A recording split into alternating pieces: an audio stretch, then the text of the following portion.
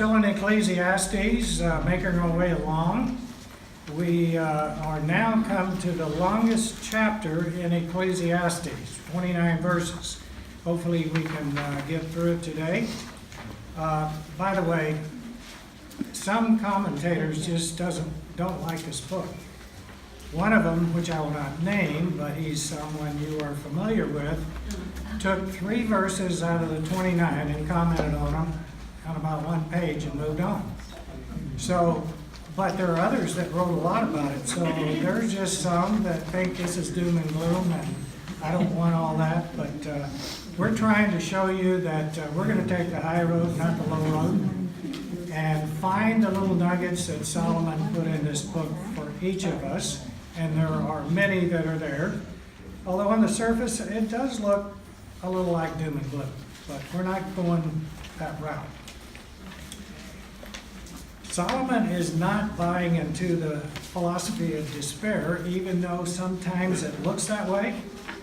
If that were true, he would not tell us 8 times in this book to enjoy life. It is a gift of God. He always comes back to that after he sees things that look a little gloomy, but there's these little pearls of wisdom which we like to focus on because God wants us to enjoy life, because it's his gift to us. Now remember, Solomon was the wisest man who ever lived. So on the surface it may seem doom and gloom, but as you will find over and over again today, and digging beneath the surface, we will find much wisdom because he was a man of wisdom. Now, chapter 7, the key word in the first 10 verses, and he uses it over and over again, is better. The Lord shows us that some of the medicine that tastes the worst provides the best cure. Anyone ever take quinine? It is awful. Now, some of you that have been around a while know it's an anti-malaria drug, which years ago that was pretty rapid. And it was probably the only one. So if you wanted an anti-malaria drug, you took quinine. And it tasted terrible. But it did provide a solution to the cure. So sometimes it tastes bad, it's good for you. Now the first 4 verses here could be called the joy of misery.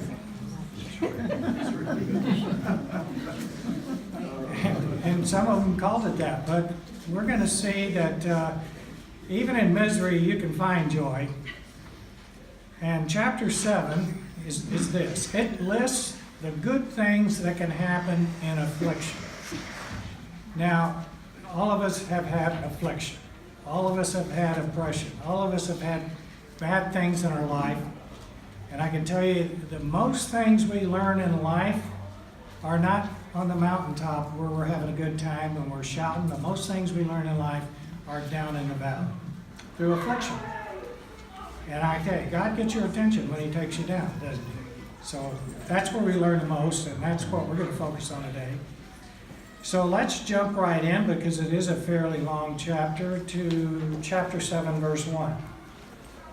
He says, a good name is better than precious ointment, and the day of death than the day of one's birth. Now there's a play on words here. The Hebrew word for name is Shem. Remember Ham, Shem, and Japheth? Well, he was called name. It's kind of an odd name. And the Hebrew word for ointment or perfume is shemen. So that's why there's a play on word. He's saying a great Shem is better than precious shemen, or perfume. Now, perfume attracts others, but it's temporary, and it goes away. But a good name is truly influential. It's not like perfume, which goes away. It endures, and it attracts. We're attracted to people that have a good name, have a good reputation. We know they have meant something to a lot of people in their lives. We want to hear what they have to say. So it's true. There are 2 days in a person's name means something. The day they're born, and the day they were named, and the day they die. Now, which is most important? Which is better? Well, think about it. When a little baby is born, and he's given a name, how much you know about him? Nothing. I mean, they're cute or they're not. They're a baby. They look like their parents. That's all you know. But what do you know about a person when they die? If you've known them a long time, you know a lot. There's a lot to tell about a person. So he's talking about the day of death when a person has a good reputation, they've lived a long life, which is better. You know, on a tombstone, there's a couple things that are always there: the day they were born and the day they die. And usually there's a dash in between. That's your life. It's a dash. Your entire life, if you live to be 100, is usually symbolized just by a dash. So, in this case, I would agree with the searcher, Solomon, that the day a person dies is more important than the day they were born. Even though they're done here, they've got a lifetime in heaven if they know the Lord. Verse 2, better to go to the house of mourning than to go to the house of feasting. For that is the end of all men, and the living will take it to heart. Another one of those strange verses. When a person is facing death, reality sets in. There's no side issues, there's no frivolous issues, reality sets in. You know, when I was told that I'd had a heart attack and they were going to do bypass surgery, I didn't end up having bypass surgery. They fixed it with stents, but reality set in. I may be gone. And you start thinking, what's important? So there's no side issues about that. Some of you remember Jerry and Sue. They used to sit up here on the front row. McDaniel? Yes. Thank you, John. Well, Jerry was, if you knew him, he was a guy that was always smiling. He was always upbeat, no matter what was happening. He was an artist, a very good artist. He was very creative. He was always upbeat. Well, Jerry was on his deathbed, so Tony and I went to see him. You know what he wanted to talk about? All the people that came to see him that didn't know the Lord. And I get to tell them about the Lord.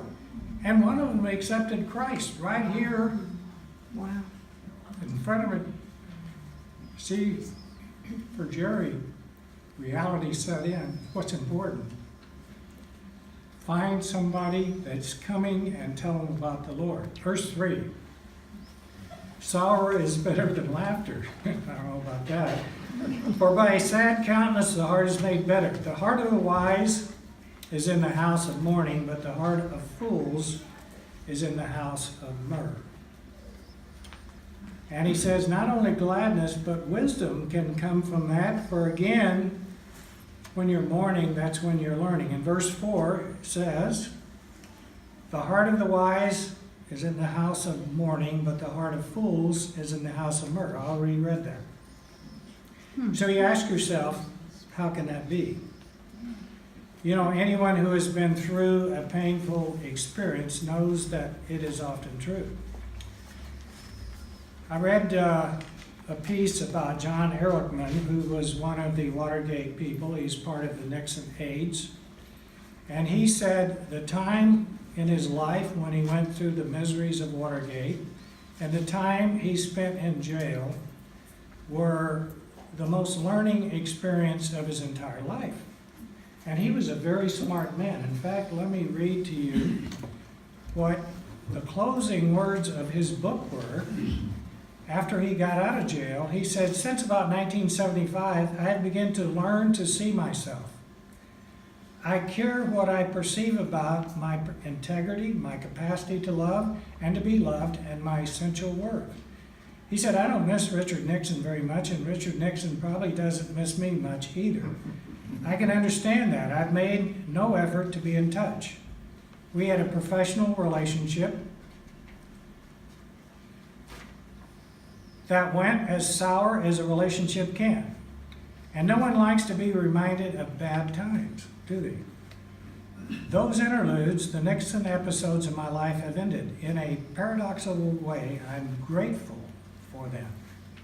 Grateful for them. Somehow I had to see all of that and grow to understand it in order to arrive at the place where I find myself now. And he came to know the Lord during that time as well.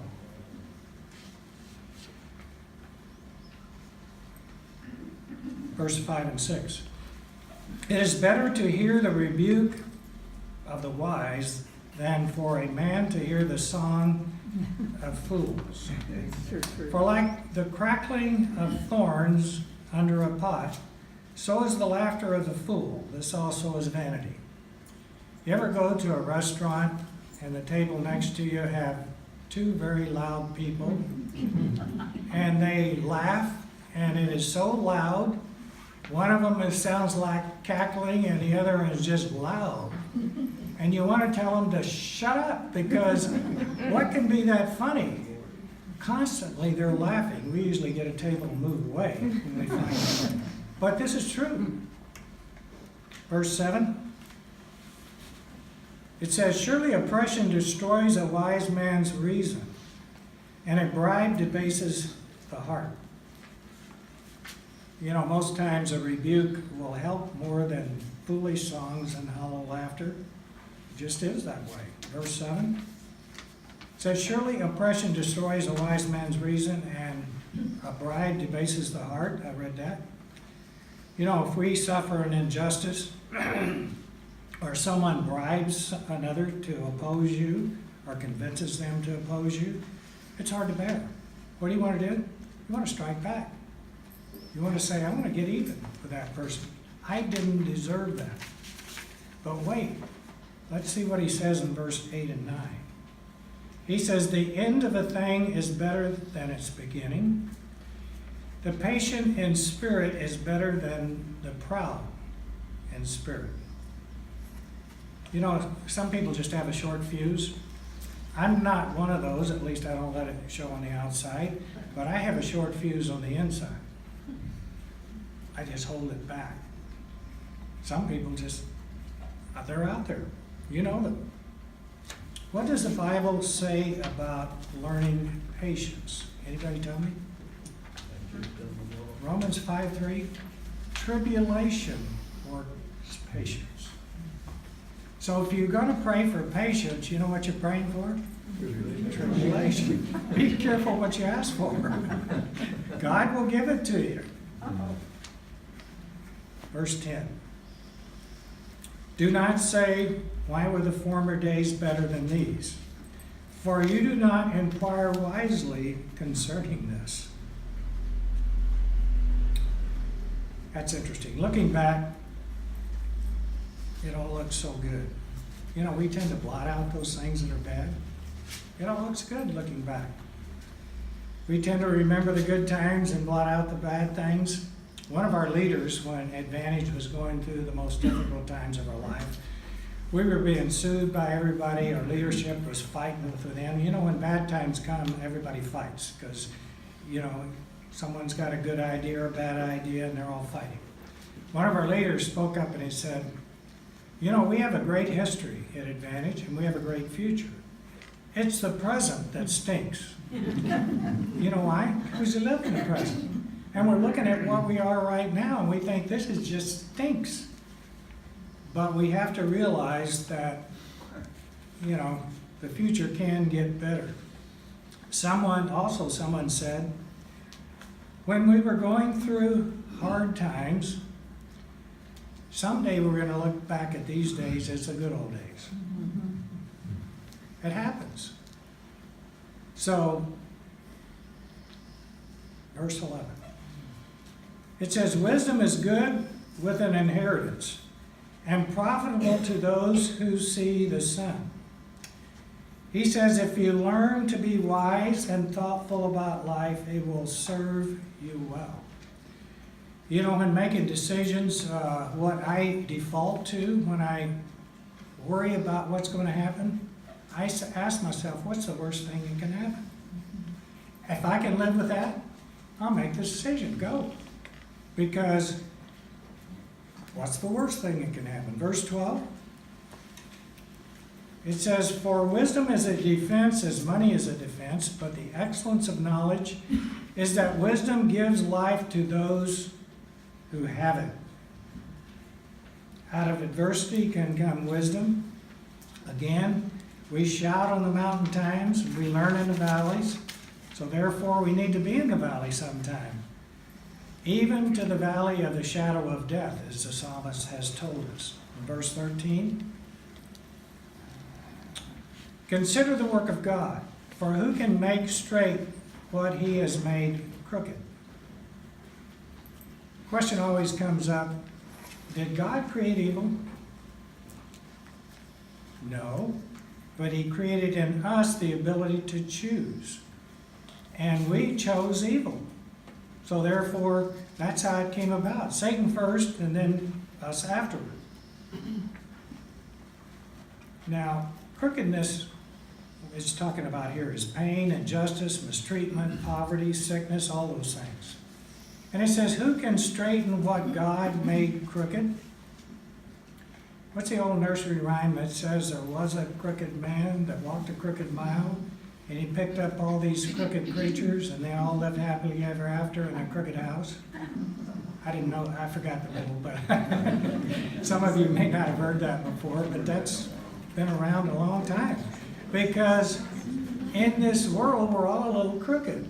Nobody is perfect. Everything's a little crooked. And that's the way God made us, and we should accept it that way. So in the day of prosperity, be joyful, but in the day of adversity, consider. Consider. Ponder. That's when you think. Surely God has appointed the one as well as the other, so that man can find out nothing that will come after him. This is an interesting verse.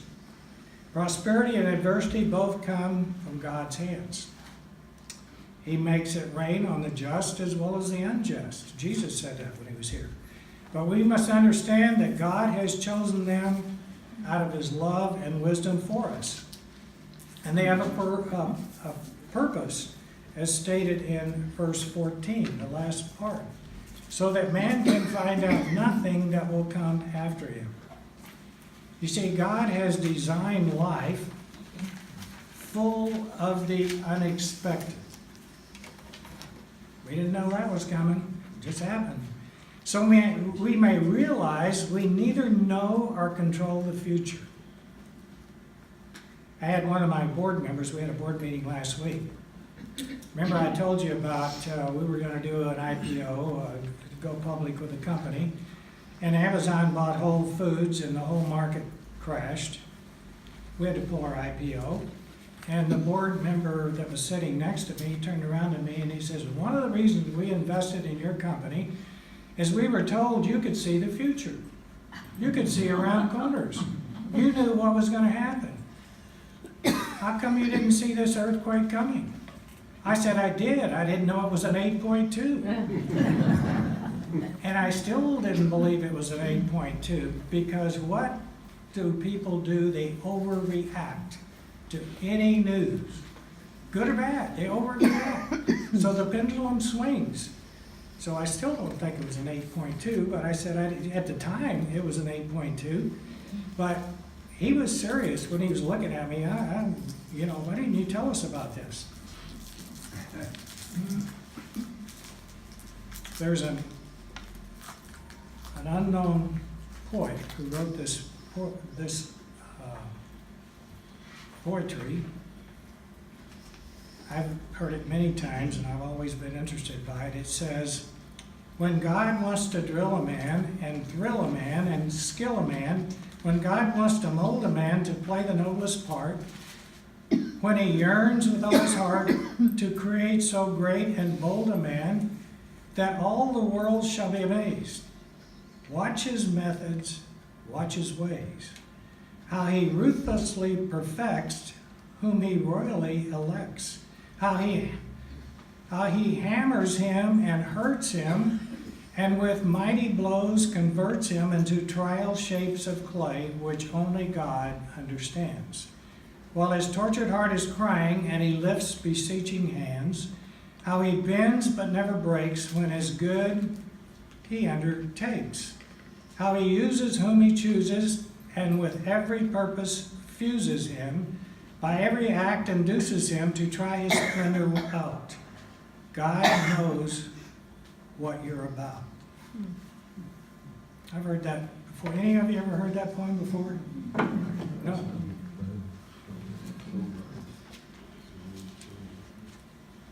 Verse 15. He said, I have seen everything in my days of vanity. There is a just man who perishes in his righteousness, and there's a wicked man who prolongs life in his wickedness. Again, after the dialogue, who said life was fair?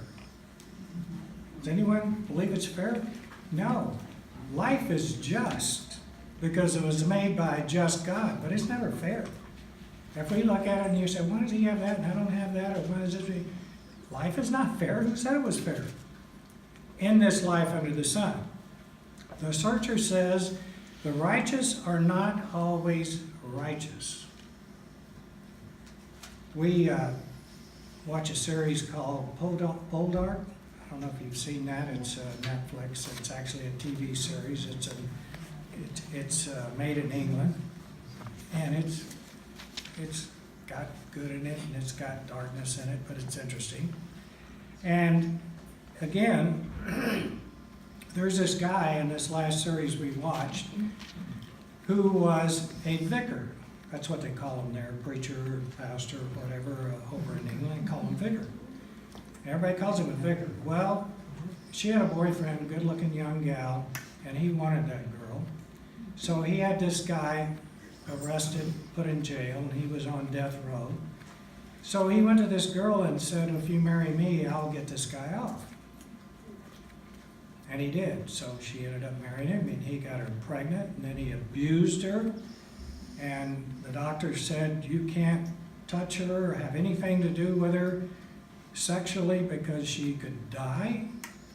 So her sister younger sister had come to live with her, probably 15 years old.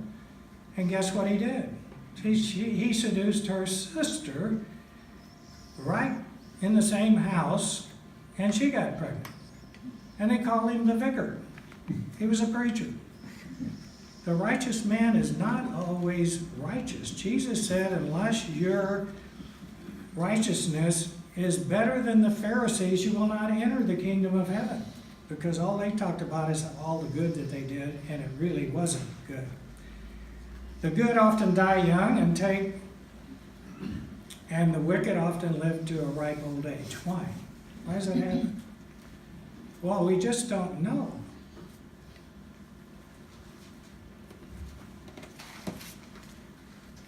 You know, I had a saying I used to say, I don't say it anymore. All good things and all bad things eventually pass. It's kind of a passivity way of looking at life. And it comes from my favorite passage in the Bible, and it came to pass. That is over and over and over again said in the Bible, and it's true, it does. And by the way, all things do eventually pass. But it's kind of a sordid way of looking at life, so I don't say it anymore. We just don't know. Verse 16, do not be overly righteous nor overly wise. Why should you destroy yourself? Do not be overly wicked nor be foolish. Why should you die before your time? It is good that you grasp this and also not remove your hand from the other. For he who fears God will escape them all. This is another passage in Ecclesiastes which the skeptics love. They say this suggests moderation in both good and bad. When you're doing good, do it in moderation. Don't get too high, don't get too low. When you're doing bad, just do it in moderation. It's okay to do this, but make sure it's in moderation. They say that's in the Bible. Well, when you ask someone that doesn't know Christ, where do you expect to spend eternity? You know what they usually say? Well, if my good deeds exceed my bad deeds, and I have a little more good and I have a little more bad, it's kind of God weighs the scales in there, then I hope that I will get to heaven. I hope. Well, they say St. Peter, I think, will let me in. Do you know something? Do you know how you get to heaven? You have to be perfect. And if you tell somebody that, they'll go, oh, who's this person? But you're only perfect in Jesus Christ. When they look at me, they are looking at Jesus Christ when God does, and he says, they're perfect. Let them in. The key is verse 16, do not make yourself overwise.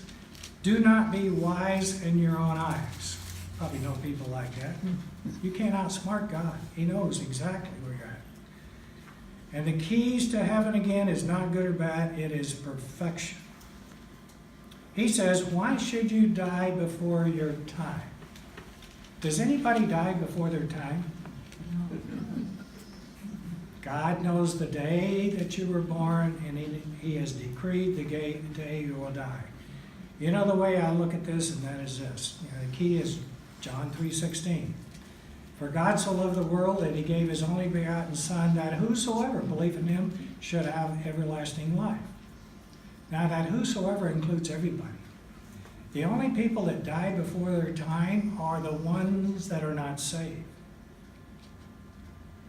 because they die spiritually and they live eternally in a place called hell. Key verse here is in verse 18. It said, it is good that you grasp this, and also not remove your hand from the other, for he who fears God shall escape them all. You know, the consistent position of Scripture, both Old and New Testament, is that we are not to withdraw from the world. We are to live in the world, but not be of the world. That's how people will know that you're a Christian, by the way you act and the way you do. In an attempt to escape evil, we're to be in the world and not of the world. But to fear God is to know how to accomplish this. That's the New Testament equivalent of Romans 3:23. It says, for all have sinned and come short of the glory of God. It's also repeated by John in 1 John 1:8. He says, if you say you did not sin, you're a liar. Now, he was a very sweet guy, but he came down pretty hard on that. Verse 21 and 22. Also do not take to heart everything people say, lest you hear your servant cursing you. For many times also your own heart has known that even you have cursed others. Maybe in your heart, maybe not from the mouth, but we all have done it.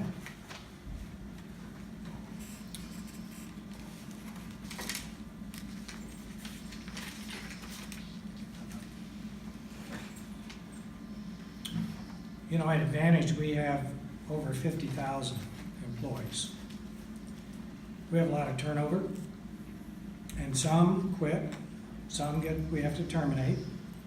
So I get a lot of letters or emails. People don't write letters anymore, but emails on, I was terminated unjustly, and they give me all the reasons why. And there's a lot of sometimes bad language in there, how we're a terrible employer and all this kind of stuff, because I was unjustly terminated. Now, many of them even use curse words. I don't answer those. I send them down, and we got a great HR department that takes care of those, and they're to follow up on each one, no matter how bad that cursing is, that letter is, they have to follow up on each one. But we will terminate their boss for cursing back. They're not to do that. You handle them with respect, no matter how bad, because they're hurt and they're saying things that they may not have said at another time, but they cannot do that. You know, we live in a fallen world. We're all struggle with a fallen nature that wants to strike back. Both boss and employee. We just try to apply the golden rule. Do unto others as you would want them to do unto you. Verse 23. All this I have proved by wisdom. I said, I will be wise. But it was far from me. As for that which is far off and exceedingly deep, Who can find it out? I applied my heart to know, to search and seek out wisdom, and the reason of things, to know the wickedness of folly, even of foolishness and madness. Now here's the wisest man that ever lived, I said I will be wise, but it was far from me. The searcher admits, I don't know. I just don't know. I don't know my own self. My own weaknesses. Have you ever heard someone say, no one understands me? That person is saying, I alone understand me. You know what? That's a bunch of baloney. But Solomon is saying the one person you do not know is you. That's what he said about himself.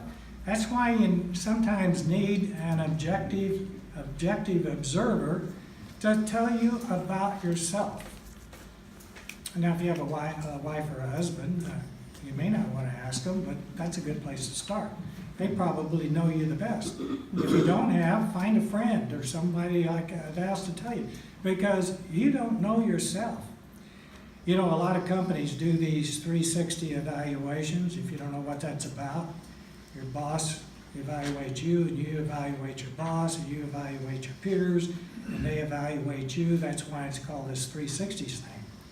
The first time we did that, I participated in it. I quit doing that. I didn't like to hear bad things about myself.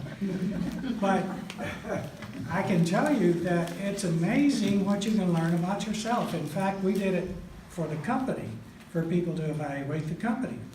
And I looked at it, and this is the company I founded, and I said, I didn't know we were that bad.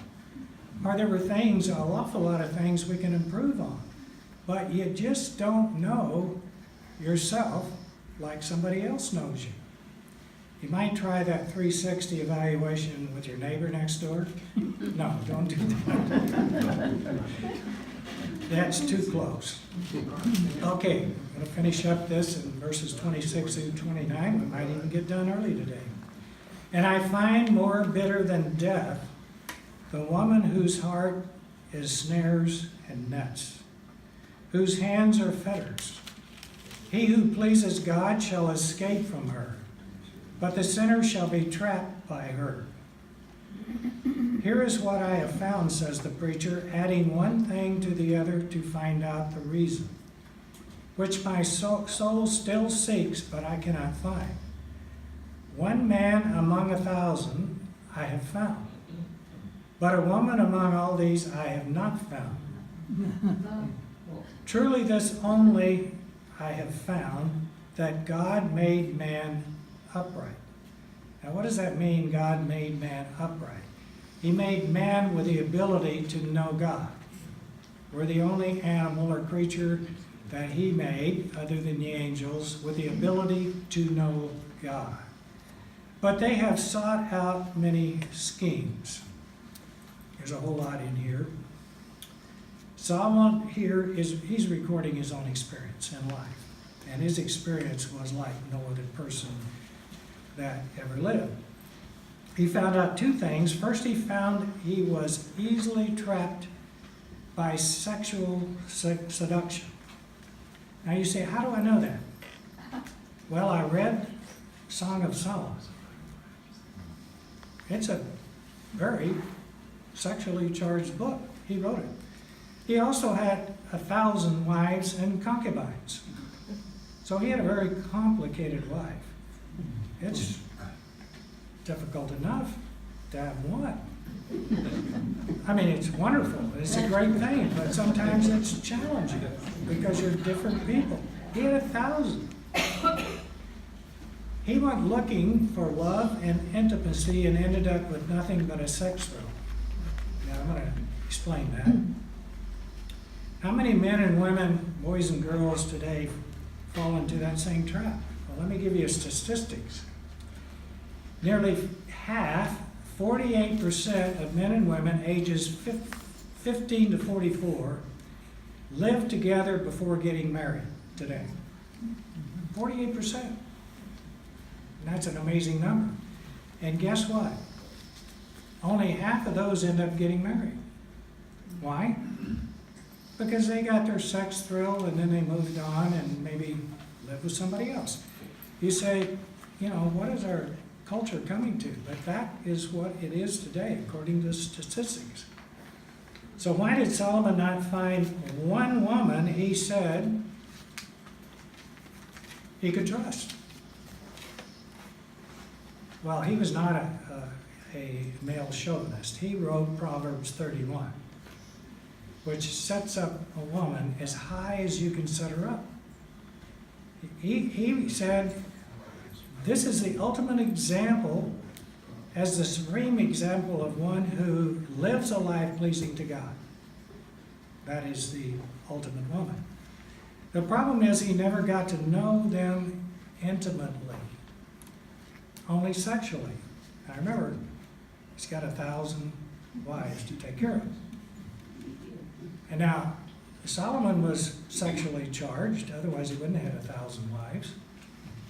And he wouldn't have wrote the Song of Solomon, but he would visit one of his wives, or they came to visit him, and he was interested in one thing, not getting to know him. How do you get to know 1,000?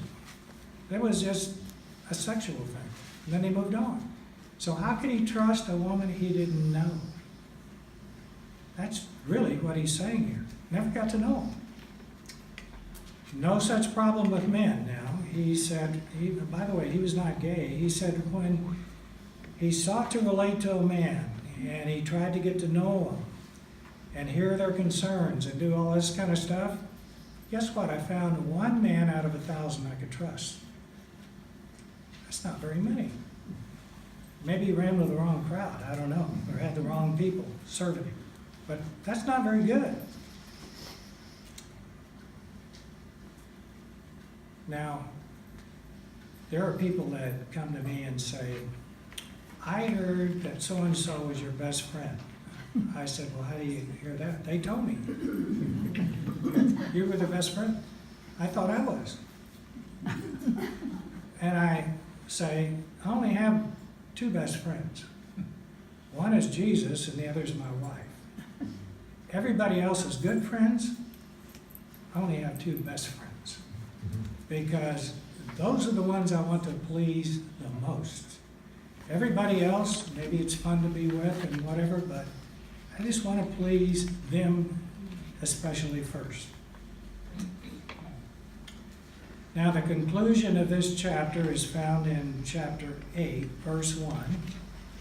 But we're going to wait till next time to get to that. Actually, chapter 8, verse 1 belongs in chapter 7. Maybe they thought there's enough verses in chapter 7.